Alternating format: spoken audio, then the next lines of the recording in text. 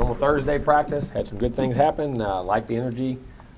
Most part, some of the guys in the beginning started off a little sluggish as far as just, and then all of a sudden it's loosened up, man. It was a really good practice. I liked it. Liked the enthusiasm, liked the energy, liked the execution. Did a nice job. So get ready to play. Questions? Injuries? Malik Jackson. That's the only one out. Really? No, I'm lying to you. Well, coaches lying about injuries wouldn't be the first time. No, you never heard me lie about an injury. Maybe it's reporters lying about stuff they heard. You said yesterday on your calling show also that it was a pretty short. You could tell the guys were taking the seriousness of getting ready to play. They are. I mean, you see the energy level, and you see focus and the urgency to do it. So we just got to relax and go out and play. You know what I mean? You got to relax and go out there and play, get in the flow of the game, let it happen, and do your assignment, and not try to press yourself. I know you worry about that as a coach because you haven't played so long. Guys want to go do so good so quick. You just got to call the play, do your assignment, what the offense is, the defense is, whatever the special teams are, and do what I got to do. Is that something that you've talked about, kind of channeling that energy, that nervous energy maybe? Well, I have, but I kind of talk about that all the time, though, because it's about the process in which I talk about. Don't get caught up in results. Just do your job every play. And if you do that, you'll get good things happen to you. And think the right things, and if you make a mistake, understand it, move on. And we try to talk about that a lot because that's key today's time. Because kids, we're in a world that's so much outcome-oriented that we worry about that instead of playing the game. You know what I mean? And I know that sounds crazy, but it happens.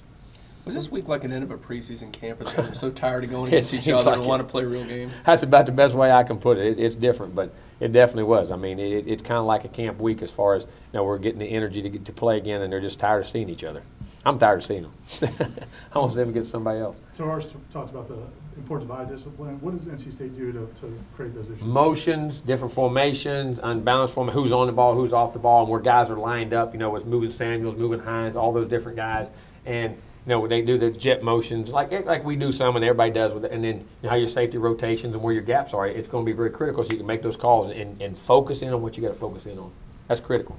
Are those some things that you see Finley doing at the line of scrimmage, doing that adjusting? Oh, yeah, they make checks now. I mean, he knows the offense. I mean, he came with his offense coordinator, so he probably knew the offense better than the other players when he got there. You know what I'm saying? So you can see his experience and knowledge of what's going on for sure. I think he was only sacked like 17 times last year. They get the ball out, man. He gets it out. He's experienced. He'll throw it away. Doesn't worry about completion percentage. And see, that's a big thing. Completion percentage is probably way overrated. It's completion percentage when you got somebody open you can hit. Because some quarterbacks do a good job. Some guys will take sacks where other guys can get that ball out and, hey, eliminate negative play, go to the next play. It's just second 14, second 10. And he does a real good job of feeling that. And their passing game is designed like that. But they take the shots, though, too. How did Blackman finish up the week of practice? Good. I was pleased. I mean, I really was. So hopefully we'll go out and play well. Jimbo, with Cam's experience at quarterback, is there any thought of playing some Wildcat offense? How about just letting him play tailback? Guys, just calm down. I mean, you guys, how many times have I said this on the show? The guy's played one game as a tailback. How's he going to learn a second position? You know what I'm saying? I mean, guys, I just let the guy play tailback. There's a lot to that goes into that. And he's a really good tailback. So let's just get him going tailback first. We got some good quarterbacks. What kind of cues do you look for to know that Blackman's kind of handling the nerves and stuff early? We'll see how he performs and just how he comes off and what he's seeing and what he's saying. And there may be times, all players. I mean, guys, I've had experienced guys. There's times Jameis has come off and you could tell he's out of whack.